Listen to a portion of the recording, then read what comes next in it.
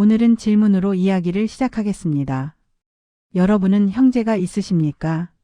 자라오며 편애를 경험한 적이 있으십니까? 여러분께 묻겠습니다.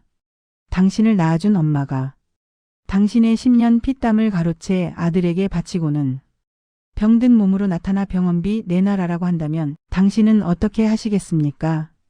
부모라는 존재는 세상 모든 풍파를 막아주는 든든한 울타리여야 하죠. 하지만 누군가에게 부모는 태어나는 순간부터 나를 가두고 영혼을 갉아먹는 거대한 감옥이기도 합니다. 아들만 자식이라 믿고 딸의 인생을 제물로 바쳤던 그 시절의 잔인한 기록. 단순히 서러웠다는 말로는 부족한 한 인간의 존엄이 어떻게 짓밟혔는지에 대한 기록입니다. 오늘 사연은 듣는 내내 혈압 주의하셔야 합니다. 전교 1등 하던 딸의 합격 통지서를 아궁이에 던져버리고 16 어린 딸을 공장으로 팔아넘긴 엄마. 그렇게 딸의 피땀을 짜내 키워낸 아들이 10억 상가를 날려먹자 이제야 딸을 찾으며 천륜을 운운합니다. 저는 엄마에게 말했죠. 엄마, 당신이 아들한테 준 10억에 내 병원비도 포함되어 있으니 죽으려면 아들 집 문 앞에서 죽으라고. 50년을 노예처럼 살았던 한 여자의 처절한 절연 선포, 그리고 소름 끼치는 인과응보의 기록. 지금 시작합니다. 끝까지 듣지 않으면 여러분이 더 억울하실 겁니다. 이야기 시작 전 좋아요와 구독 부탁드립니다. 엄마 기억나? 내가 16살 때 그 추운 겨울날 구로공단 가는 버스에 나를 짐짝처럼 던져 넣으면서 엄마가 했던 말. 기집애가 배워서 뭐하냐, 오빠 박사 만들어야 우리 집안 산다고 했지. 그날 이후로 내 인생엔 낮이 없었어. 하루 14시간 눈이 충혈되도록 미싱을 돌리며 내가 벌어온 돈. 그거 엄마 손 거쳐서 오빠 주머니로 들어갈 때 오빠는 서울에서 대학원 다니며 미팅하고 골프 배웠다며. 내가 공장에서 손가락 잘릴 뻔하며 번 돈으로 산 오빠의 박사 학위 논문. 그거 읽어보니까 참 좋더라. 근데 엄마 거기엔 내 이름 썩 자는커녕 내 피땀 냄새조차 안 나더라고. 근데 이제 와서 뭐라고? 오빠가 상가 날려먹고 도망가니까 암 걸린 엄마 수술비 낼 사람은 나밖에 없다고? 엄마 정신 차려. 내가 도장 찍어준 그 10억 상가. 그게 내 마지막 효도였어. 이제 나한테 남은 건 엄마를 향한 사랑이 아니라 아주 차갑고 단단한 증오뿐이야. 1970년대 그 지옥 같았던 유년 시절의 낡은 단칸방으로 함께 들어가 보시죠. 제 기억의 첫 페이지는 언제나 노란 장판 바닥에 밴 눅눅한 곰팡이 냄새로 시작됩니다. 우리 집엔 언제나 보이지 않는 계급이 존재했습니다. 왕처럼 군림하는 오빠, 그리고 그 왕을 모시는 시녀였던 나. 어머니는 시장에서 조기 한 마리를 사오시면 온 집안의 고소한 냄새를 풍기며 노릇하게 구워내셨습니다. 어린 제 입에는 침이 한가득 고였고 제 코는 그 맛있는 냄새를 따라가느라 정신이 없었죠. 하지만 그 조기는 제 것이 아니었습니다. 어머니는 김이 모락모락 나는 흰 쌀밥 위에 조기 몸통에 가장 두툼하고 기름진 살점을 발라 오빠의 숟가락 위에 얹어주셨습니다. 오빠가 그걸 입안 가득 넣고 오물거리는 걸 멍하니 바라보던 제게 어머니는 숟가락 끝으로 제 손등을 매몰차게 내리치셨습니다. 어디 기집애가 오빠 먹는 거에 주둥이를 내밀어. 너는 저기 식은 밥이나 물에 말아먹어. 저는 그때 깨달았습니다. 오빠가 먹는 것은 생선이 아니라 사랑이었고 제가 마시는 것은 물이 아니라 차별이었다는 것을요. 오빠가 생선을 다 먹고 남긴 가시와 대가리. 어머니는 그걸 제 밥그릇에 툭 던지며 말씀하셨습니다. 이거라도 쪽쪽 빨아먹어라. 이게 다 영양가 있는 거다. 오빠는 공부해야 하니까 좋은 거 먹어야 하고 너는 어차피 나중에 남의 집 갈 몸뚱아리인데 귀한 거 먹어서 뭐하니. 저는 그 살도 없는 비릿한 생선 대가리를 빨며 결심했습니다. 언젠가 내 돈으로 생선 10마리를 사서 내 밥상에만 올리겠다고. 하지만 그 어린 날의 다짐은 엄마라는 거대한 벽 앞에서 비참하게 무너질 뿐이었습니다. 설날이나 추석이 다가오면 동네 아이들은 새 옷자랑에 얼굴이 상기되었습니다. 오빠는 언제나 백화점에서 산 번듯한 코트에 반짝이는 구두를 선물 받았죠. 엄마는 오빠의 머리를 쓰다듬으며 우리 장남기 살아야지라고 속삭였습니다. 그때 제게 주어진 것은 무엇이었을까요? 이웃집에서 얻어온 소매 끝이 다 해지고 겨드랑이가 터진 낡은 셔츠였습니다. 제가 고개를 떨구며 엄마, 나도 새 옷 입고 싶어라고 조심스레 말하면 엄마의 눈은 순식간에 도끼로 가득 찼습니다. 이게 어디서 돈 귀한 줄 모르고 지랄이야. 오빠 대학 등록금 모으기도 벅찬데 내 옷까지 사게 생겼어. 기집애는 그냥 대충 가리고 다니면 되는 거야. 너는 왜 그렇게 이기적이니? 친척들이 모인 자리에서 오빠는 번듯한 도련님처럼 세뱃돈을 쓸어 담았지만 저는 구석에서 손님들 신발을 정리하고 설거지를 했습니다.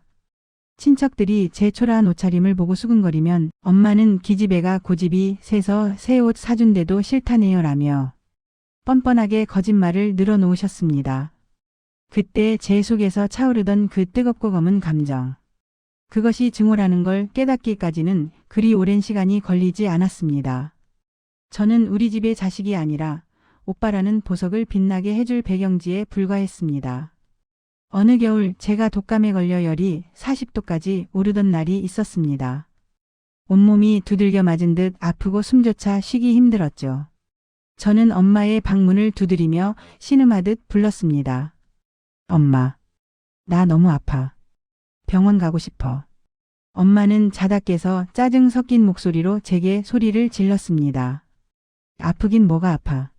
엄살 피우지 마. 오빠 내일 시험인데 네가 시끄럽게 굴어서 잠 깨면 어떡할 거야. 저리 가서 조용히 자.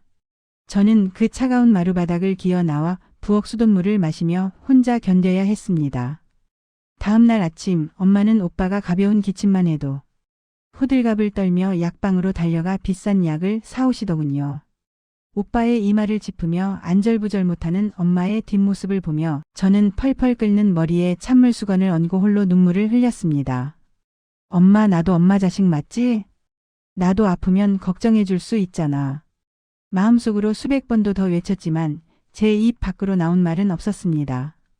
그저 엄마에게 폐가 되지 않기 위해, 오빠의 공부에 방해가 되지 않기 위해 제 아픔조차 죽은 듯이 숨겨야 했습니다. 저는 정말 독하게 공부했습니다. 집안일을 도맡아 하면서도 밤새 촛불을 켜고 책을 봤습니다. 오로지 공부만이 이 지옥 같은 집에서 벗어나 사람답게 살 수 있는 유일한 탈출구라고 믿었으니까요.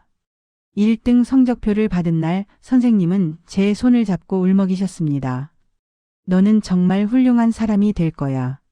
서울에 있는 명문고에 합격했어. 저는 가슴이 터질 듯한 기쁨으로 합격 통지서를 품고 집으로 달려갔습니다. 엄마가 이번만큼은 나를 대견하게 봐주겠지. 한 번쯤은 웃으며 안아주겠지. 하지만 대문을 열고 들어선 저를 기다린 건 엄마의 차가운 눈빛과 이미 짐이 꾸려진 보따리였습니다. 잘 들어라. 오빠 이번에 서울에 있는 대학교 가야 한다. 우리 집 형편에 둘 다 뒷바라지하는 건 불가능해. 너는 손재주가 좋으니까 내일부터 저기 구로공단에 있는 가발 공장에 들어가라. 거기서 버는 돈 꼬박꼬박 엄마한테 보내고. 그게 집안 살리는 길이다. 저는 제 귀를 의심했습니다. 엄마, 나 공부하고 싶어. 나 장학금도 받을 수 있단 말이야. 제발 학교 보내줘. 제가 울며 불며 합격 통지서를 내밀자 엄마는 제 손에서 그 종이를 낚아채더니 그대로 아궁이 불 속으로 던져버렸습니다. 인연이 어디서 애미 말을 거슬러. 기집애가 배워서 뭐해? 오빠 박사 만들어 놓으면 너 시집 갈 때 오빠가 다 챙겨줄 텐데 왜 이렇게 앞뒤를 못 가려. 당장 짐 싸. 활활 타오르는 아궁이 불길 속에서 제 이름 석자가 적힌 종이가 검게 오그라들며 타들어가던 그 장면. 그 불길은 제 학업에 대한 열망만 태운 게 아니라 엄마에 대한 마지막 신뢰와 사랑까지 몽땅 태워버렸습니다. 제 꿈이 제가 되어 날아가는 걸 보며 저는 그 자리에서 돌처럼 굳어버렸습니다. 다음 날 저는 책가방 대신 먼지 가득한 보따리를 메고 공장으로 향하는 버스에 올랐습니다. 그때 제 나이 겨우 16이었습니다. 16 친구들이 새 교복을 입고 등굣길에 오를 때 저는 기름 냄새에 진동하는 작업복을 입고 먼지 구덩이 속으로 걸어 들어갔습니다. 제가 처음 배치된 곳은 가발 공장의 밑바닥, 하루 종일 쭈그리고 앉아 가발 털을 고르는 작업이었죠. 그곳의 공기는 숨을 쉴 때마다 가느다란 털들이 폐부 깊숙이 박히는 기분이었습니다. 하루 14시간 제대로 된 환기시설도 없는 곳에서 미싱을 돌리고 바느질을 했습니다. 손가락 끝은 바늘에 찔려 굳은 살이 박히다 못해 감각이 사라졌고 밤이 되면 허리가 끊어질 듯 아파 잠을 이룰 수 없었습니다. 하지만 제 몸이 부서지는 것보다 더 아픈 건 한 달 꼬박 밤잠 설치며 잔업까지 해서 번제 월급 봉투였습니다.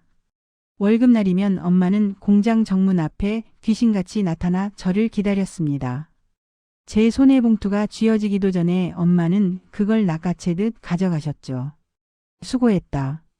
이건 오빠 이번 달 서울 하숙비랑 학원비로 바로 보낼 거다.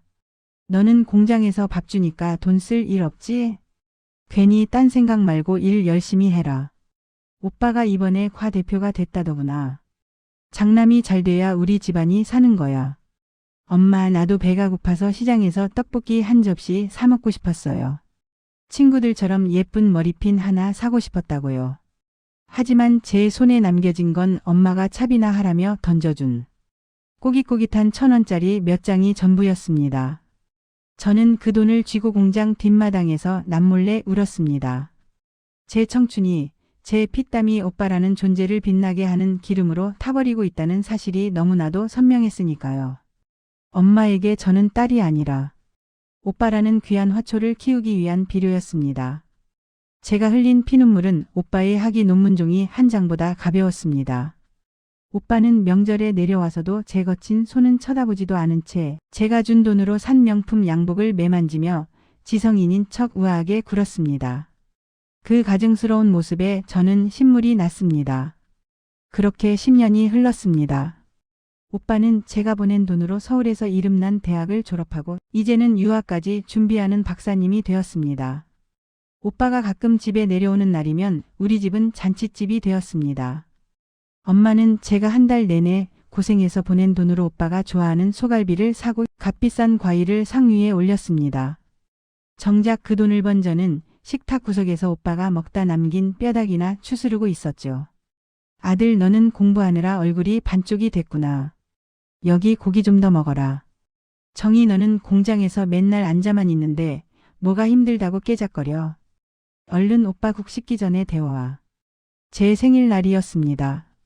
저는 공장에서 사고가 나서 손가락에 붕대를 칭칭 감고 귀가했습니다. 엄마는 제 손을 보고 조심 좀 하지 일 못하면 어쩌려고 그러냐며 돈 걱정부터 하셨죠. 그날 밤 저는 부엌 바닥에 앉아 찬물에 밥을 말아 먹으며 생각했습니다. 나는 이 집에서 사람이긴 할까? 아니면 그냥 돈 찍어내는 기계일까? 오빠는 유학 가서 예쁜 여자친구를 사귀고 골프를 배운다는 소식이 들려올 때 저는 작업대 위에서 엎드려 쪽잠을 자며 제 인생을 저주했습니다. 그런 제 어둠 속에도 한 줄기 빛은 있었습니다. 영혼이 말라가던 어느 날 남편을 만났습니다. 그는 공장 뒤편 낡은 기계 수리점의 막내 기사였습니다. 제 미싱이 고장날 때마다 달려오던 그 사람이었죠. 어느 겨울밤 공장 잔업을 마치고 힘없이 나오는데 발을 헛디뎌 빙판길에 넘어지고 말았습니다. 무릎에선 피가 나고 서러움이 한꺼번에 터져나와 그 자리에 주저앉아 엉엉 울고 있었습니다.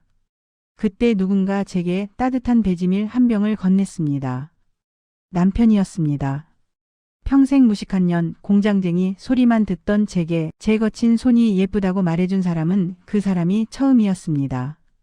그는 자기 작업복 소매로 제 무릎에 피를 닦아주며 말했습니다. 내가 돈은 많이 못 벌어도 당신 배는 안 골게 할게요. 남편은 제 거친 손을 잡으며 울어준 유일한 사람이었습니다.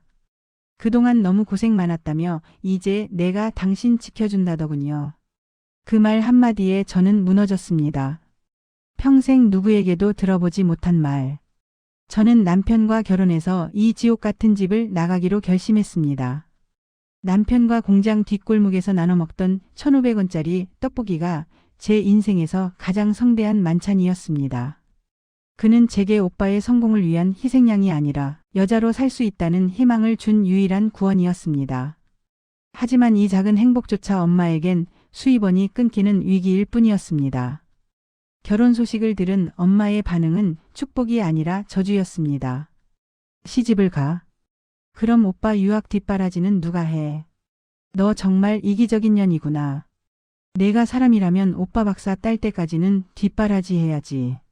엄마는 결혼을 허락받으러 간 날 남편 앞에서 제 머리채를 잡았습니다. 남자에 미쳐서 애미 애비도 몰라본다며 소리를 지르셨죠. 결혼 일주일 전 저는 그동안 엄마 몰래 밤잠 줄여가며 따로 모아둔 500만 원을 챙겨 집을 나가려 했습니다. 제 평생의 피와 땀이 서린 단칸방이라도 하나 얻을 소중한 돈이었죠. 하지만 엄마는 귀신같이 제 가방을 뒤져 그 통장을 찾아냈습니다. 그리고 그걸 제 눈앞에서 찢어버리겠다고 협박했죠. 이 돈은 오빠 거야. 이 돈 내놓고 가려면 가고 아니면 여기서 같이 죽자. 결국 저는 그 통장을 엄마에게 건네주고서야 겨우 결혼식장에 들어설 수 있었습니다. 10년 넘게 공장에서 피땀 흘려 모은 제 유일한 자립 자금. 그것마저 오빠의 품위 유지비로 뺏기고 나서야 저는 자유 아닌 자유를 얻었습니다. 결혼식 날 아침 신부 화장을 받는 제 모습은 생기가 하나도 없었습니다. 엄마는 신부 대기실에 들어와서도 사위가 돈 좀 번다며 매달 오빠한테 얼마씩 보내줄 수 있는지 물어봤니? 라는 말을 내뱉었죠. 결혼식장으로 향하는 길 제 손을 잡아줄 아버지는 이미 엄마의 기에 눌려서 보이지도 않았습니다. 저는 화장이 지워질까봐 눈물을 꾹 참으며 식장에 들어섰습니다. 저를 쳐다보는 엄마의 눈빛은 잘 살아라가 아니라 내 돈줄이 끊겨서 어쩌나 하는 탐욕뿐이었습니다. 저는 화장이 지워질까봐 소리 내어 울지도 못하고 눈물만 뚝뚝 흘렸습니다.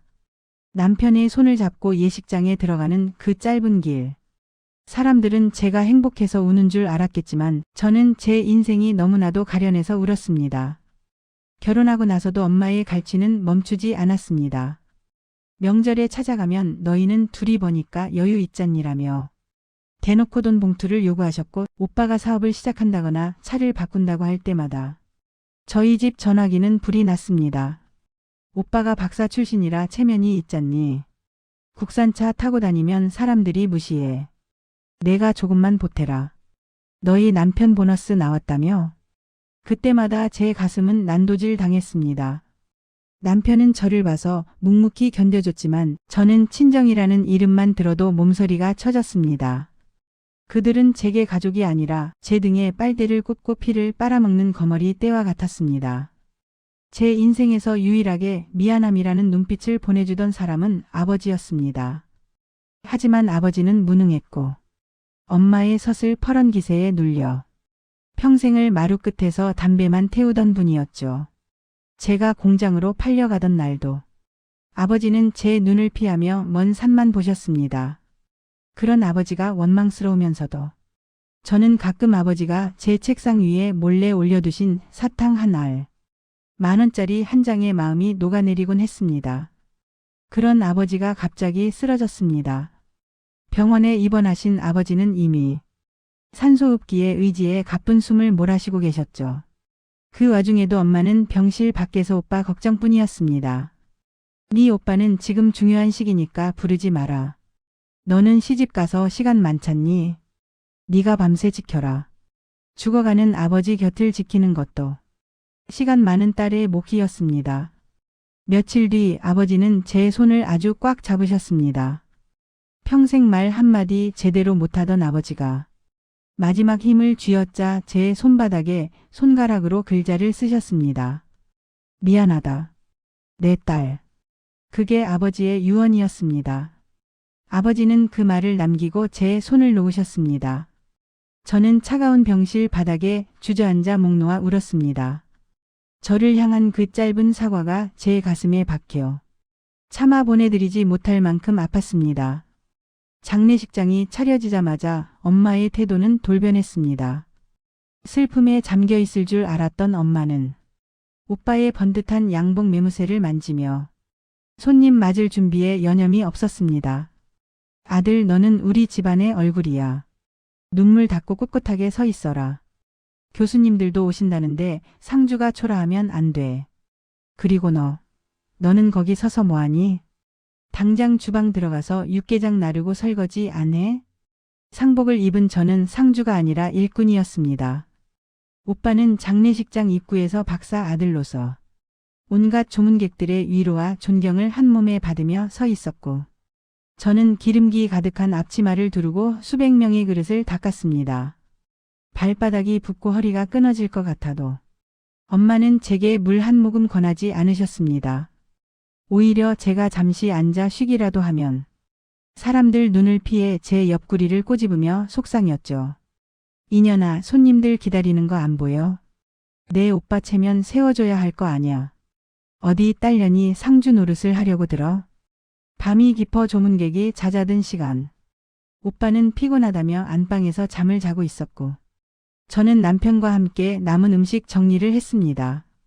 그때 엄마가 친구들에게 오빠의 자랑을 하는 소리가 들려왔습니다. 우리 아들이 이번에 박사 따고 서울에서 자리를 잡을 거예요. 아버지가 남겨준 상가 건물도 있으니 걱정 없죠.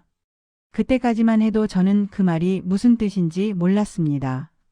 그저 엄마의 허세인 줄로만 알았죠.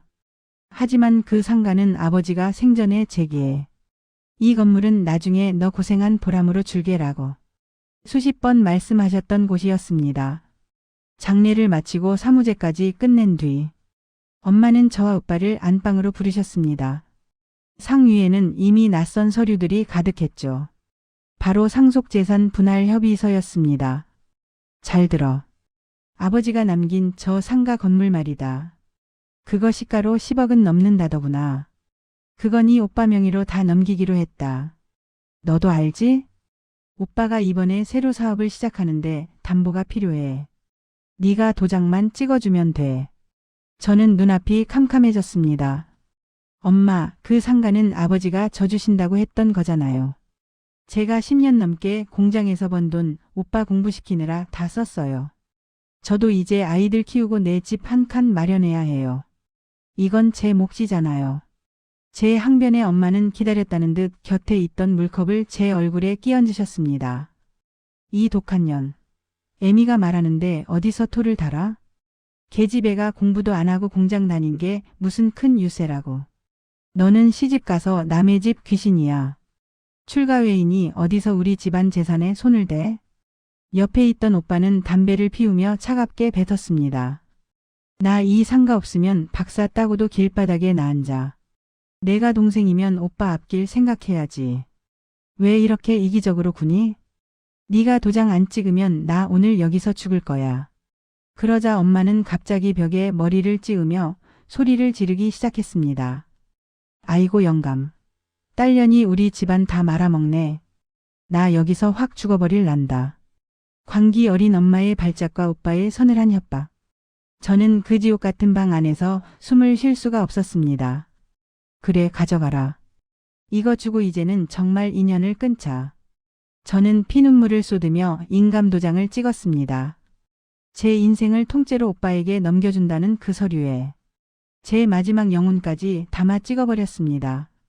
엄마는 도장이 찍히자마자 언제 그랬냐는 듯 서류를 품에 안고 웃으시더군요.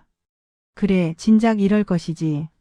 인감도장을 찍고 서류를 챙겨든 엄마와 오빠의 얼굴에는 승리감에 도취한 비열한 미소가 번져 있었습니다. 저는 그 역겨운 얼굴들을 빤히 바라보았습니다. 이제 더 이상 흘릴 눈물도 남지 않았더군요. 엄마, 오빠. 방금 도장 찍으면서 내 맘속에 당신들은 죽었어. 아버지가 남긴 저 건물 당신들이 그렇게 원하던 저 10억. 그거 내 청춘값이라 생각하고 던져줄게. 대신 조건이 있어. 엄마는 서류를 가슴팍에 꼭 숨기며 앙칼지게 물었습니다. 조건은 무슨 놈의 조건? 네가 당연히 해야 할 일을 한 건데. 저는 아주 차갑게 웃어주었습니다. 오늘 이 시간 이후로 나한테 연락하지 마. 길에서 마주쳐도 아는 척하지 말고. 내가 죽었다고 들어도 오지 마. 나도 당신들이 길바닥에서 굶어 죽는데도 눈 하나 깜짝 안 할 거니까. 엄마가 늘 말했지? 나 시집 가면 남의 집 귀신이라고. 네, 저 이제 이 집안 남입니다. 아니, 남보다 못한 원수예요. 오빠는 기가 찬다는 듯 헛웃음을 지었습니다. 너 박사 오빠 둬서 나쁠 거 없어. 나중에 내가 교수 되면 너한테도 득이 될 텐데 왜 이리 속 좁게 구니? 저는 오빠의 면전에 대고 침을 뱉듯 말했습니다. 오빠 그 박사학위. 내 손가락 잘려가며 번 돈으로 산 거잖아. 그 가짜가 얼마나 오래 갈 것 같아? 내 피눈물 위에 세운 그 건물 오빠가 어떻게 말아먹는지 내 똑똑히 지켜볼게. 그리고 엄마. 엄마는 나중에 꼭 오빠 손에 효도 받으며 사세요. 제가 했던 것처럼 지극정성으로요. 아시겠어요? 저는 그들의 악다구니를 뒤로하고 대문을 박차고 나왔습니다. 뒤에서 엄마가 이 천하의 후질년. 너 천벌 받는다. 라고 소리치는 게 들렸지만 저는 발걸음을 멈추지 않았습니다. 그날 집으로 돌아오는 길 저는 쏟아지는 비를 맞으며 다짐했습니다. 엄마 오빠. 당신들이 오늘 가져간 건 10억이 아니라 당신들의 마지막 목숨줄이야. 두고 봐. 내가 당신들 인생이 어떻게 무너지는지 똑똑히 지켜볼 테니까. 그날 이후 저는 그들의 번호를 지우고 이사를 가고 제 인생에서 그들의 흔적을 완전히 도려냈습니다. 그로부터 5년이라는 시간이 흘렀습니다. 저는 남편과 함께 작은 가게를 차려 성실하게 살았습니다. 비록 큰 부자는 아니었지만 누구의 눈치도 보지 않고 내가 번 돈으로 내 아이들에게 맛있는 고기를 사줄 수 있는 그 평범한 행복이 얼마나 달콤했는지 모릅니다. 그러던 어느 날 우연히 고향 소식을 듣게 되었습니다. 제 예언은 틀리지 않았습니다. 박사 학위만 땄지 사회 경험이라곤 전혀 없던 오빠는 아버지가 남긴 상가 건물을 담보로 무리하게 사업을 벌였다고 하더군요. 박사 출신 CEO라는 허울 좋은 명함에 취해 사기꾼들에게 걸려든 겁니다. 상가는 단 2년 만에 경매로 넘어갔고 오빠는 남은 돈마저 도박으로 날려버렸습니다. 오빠의 그 화려했던 박사 이름은 모래성처럼 허무하게 무너졌습니다. 오빠는 빚쟁이들을 피해 잠적해버렸고 평생 아들 하나만 믿고 살던 엄마는 차가운 월세방으로 쫓겨났다는 소식이 들려왔습니다. 남편은 조심스레 물었죠. 그래도 엄만데 한번 가봐야 하는 거 아니야? 저는 고개를 저었습니다. 아니, 이미 우리 인연은 끝났어. 그건 내가 주는 벌이 아니라 본인들이 지은 죄에 대한 대가일 뿐이에요. 평화롭던 일상을 깨뜨린 건 비가 억수같이 쏟아지던 어느 날 밤이었습니다. 모르는 번호로 끈질기게 전화가 왔습니다. 평소 같으면 받지 않았겠지만 왠지 모를 이끌림에 전화를 받았습니다. 수화기 너머에서는 거친 기침 소리와 함께 늙고 힘없는 노파의 목소리가 들려왔습니다. 정이냐? 나다. M이다. 심장이 쿵 내려앉았지만 저는 목소리를 가다듬었습니다. 누구시죠? 전화 잘못 거셨습니다. 나 죽는다. 이 M이가 암이라는데 병원비가 없어서 입원도 못하고 있어. 내 오빠는 연락도 안 되고 나 지금 길바닥에 나앉게 생겼어. 내가 내 딸이잖니. 나 좀 살려줘라. 엄마는 울부짖으며 제 이름을 불렀습니다. 한때 저를 짐승처럼 부리며 너는 남이다라고 소리치던 그 당당함은 어디 가고 이제는 비굴하게 딸을 찾더군요. 엄마 기억나? 5년 전 그날 제가 도장 찍으면서 했던 말. 당신들이 길바닥에서 굶어 죽어도 나 아는 척하지 말라고. 오빠한테 효도 받으라고. 왜 이제 와서 나한테 이래? 마지막 순간까지도 엄마는 저를 독한 년이라 부르며 천벌이나 받으라고 저주를 퍼붓더군요. 저는 차갑게 전화를 끊었습니다. 하지만 손끝이 떨리는 건 어쩔 수 없더군요. 슬퍼서가 아니라 그 추악한 집착이 너무나 소름 끼쳐서요. 결국 저는 엄마가 입원해 있다는 구립병원을 찾았습니다. 도와주러 간 게 아니었습니다. 제 인생을 망친 그 여자와 오빠의 결말을 제 두 눈으로 똑똑히 보고 제 마음속의 응어리를 완전히 씻어내기 위해서였습니다. 병원 로비 휠체어에 앉아 초췌하게 마른 엄마를 보았습니다. 저를 보자마자 엄마의 눈에 희망의 빛이 서리더군요. 역시 내가 올 줄 알았다. 어서 수납처 가서 돈 좀 내라. 의사가 당장 수술해야 한단다. 저는 엄마 앞에 서서 천천히 가방을 열었습니다. 엄마는 돈 봉투라도 나오는 줄 알고 손을 내밀었지만 제가 꺼낸 건 5년 전 그 상속재산 분할 협의서 복사본이었습니다. 엄마 이거 여기 적힌 엄마 글씨. 딸은 아무런 권리가 없다고 엄마가 직접 썼잖아. 저는 권리가 없으니까 의무도 없어요. 엄마를 살려야 할 의무는 저 상가를 다 가져간 오빠한테 있는 거예요. 엄마는 사들부들 떨며 제 옷자락을 붙잡았습니다. 이년아, 오빠는 돈이 없잖아. 너는 잘 살면서 어떻게 일해? 오빠가 돈이 없는 게 제 잘못인가요? 엄마가 오빠를 그렇게 괴물로 키운 데까지요. 오늘 엄마 죽으라고 온 거 아니에요. 그냥 확인하러 왔어요. 엄마가 평생을 바친 그 아들이 엄마의 마지막을 어떻게 배신했는지, 그리고 엄마가 쓰레기처럼 내다버린 딸이 얼마나 차갑게 돌아설 수 있는지 보여주려고. 저는 엄마의 손을 매몰차게 뿌리쳤습니다. 병원 로비에 엄마의 비명과 통곡이 울려 퍼졌지만 저는 단 한 번도 뒤돌아보지 않았습니다. 밖으로 나오니 공기가 그렇게 달콤할 수가 없더군요. 이제야 제 50년 전쟁이 완전히 끝났음을 직감했습니다. 병원 자동문이 열리고 쏟아지는 차가운 밤 공기가 제 폐부 깊숙이 박혔습니다. 뒤에서 들려오던 엄마의 악다구니는 문이 닫히는 순간 거짓말처럼 끊겼습니다. 적막한 주차장, 제 구두 소리만이 규칙적으로 울려 퍼졌습니다. 차에 올라타 핸들을 잡았는데 갑자기 온몸에 힘이 풀리며 손이 덜덜 떨리기 시작했습니다. 슬퍼서가 아니었습니다. 50년 동안 제 어깨를 짓누르고 있던 무거운 바위 덩어리가 한순간에 사라진 뒤에 오는 그 낯설고도 거대한 자유의 무게 때문이었습니다. 백미러로 제 얼굴을 보았습니다. 엄마가 그토록 독하다고 욕하던 그 얼굴. 하지만 거울 속에 저는 그 어느 때보다 평온해 보였습니다. 고생했다. 정말 긴 터널이었지. 이제 빛을 봐도 돼. 너는 더 이상 누군가의 필요가 아니야. 드디어 50년의 긴 겨울이 끝났죠. 저는 그날 밤 집으로 돌아오는 길에 가장 비싼 케이크 하나를 샀습니다. 누구의 생일도 아니었지만 저 자신에게 주는 독립기념일 선물이었죠. 남편은 아무것도 묻지 않고 저를 꽉 안아주었습니다. 그 따뜻한 품 안에서 저는 비로소 참아왔던 울음을 터뜨렸습니다. 50년 전 조기 가시를 씹으며 삼켰던 그 눈물이 이제야 뜨거운 강물이 되어 흘러내렸습니다. 인생은 참으로 얄궂은 장난을 치곤 합니다. 제가 그토록 증오하던 엄마의 그늘에서 벗어나 가정을 꾸렸을 때 신은 제게 아들과 딸을 선물하셨습니다. 첫째가 아들이고 둘째가 딸이었죠.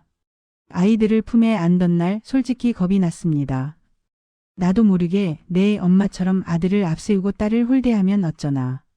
내 피에 흐르는 그 지독한 차별의 유전자가 아이들을 아프게 하면 어쩌나 싶어 밤잠을 설친 적도 많았습니다. 하지만 저는 매일 아침 거울을 보며 스스로에게 주문을 걸었습니다. 너는 네 엄마와 다르다. 너는 이 아이들의 우상이 아니라 든든한 대지가 되어 주어야 한다. 내 아이들은 지옥을 모르게 하리라. 아이들이 자라는 동안 제 집 밥상에는 단 한 번도 차별이 올라오지 않았습니다. 조기를 굽는 날이면 저는 가장 크고 실한 몸통 2토막을 똑같이 발라 아들과 딸의 밥그릇에 동시에 올려줍니다. 아들이 고기를 더 먹고 싶어 해도 딸아이의 젓가락이 멈춰 있으면 저는 단호하게 말합니다. 아들, 이건 내 동생 몫이야. 우리 집에서 누구 하나가 더 많이 먹는 건 없어. 같이 나눠야 가족이지. 딸아이가 공부하고 싶다고 할 때 저는 제 통장을 통째로 내주며 말했습니다. 엄마는 내가 세상 끝까지 가서 공부하고 싶다면 이 집을 팔아서라도 밀어줄 거야. 너는 내 꿈을 펼치기 위해 태어난 귀한 존재니까. 가끔 명절에 아이들이 나란히 앉아 도란도란 이야기를 나누는 모습을 보면 가슴이 벅차오릅니다. 오빠의 눈치를 보며 구석에서 설거지를 하던 제 어린 시절과는 너무나도 다른 풍경이죠. 제 아들은 제게 배운 대로 여동생을 아끼고 존중합니다. 엄마, 동생이 이번에 장학금 탔대요. 제가 알바비 모아서 선물 사줄 거예요. 그 말을 듣는 순간 저는 깨달았습니다. 제가 그 지독한 고리를 저에서 끊어냈다는 것을요. 제 딸은 적어도 오빠의 그림자로 살지 않아도 되고 제 아들은 여동생의 희생을 당연하게 여기는 괴물로 자라지 않았습니다. 엄마는 병원에서 끝내 돌아가셨다는 소식을 들었습니다. 장례식장에 가지 않았습니다. 대신 저는 후에 우리 아이들과 함께 아버지가 생전에 좋아하시던 꽃을 들고 산소를 찾았습니다.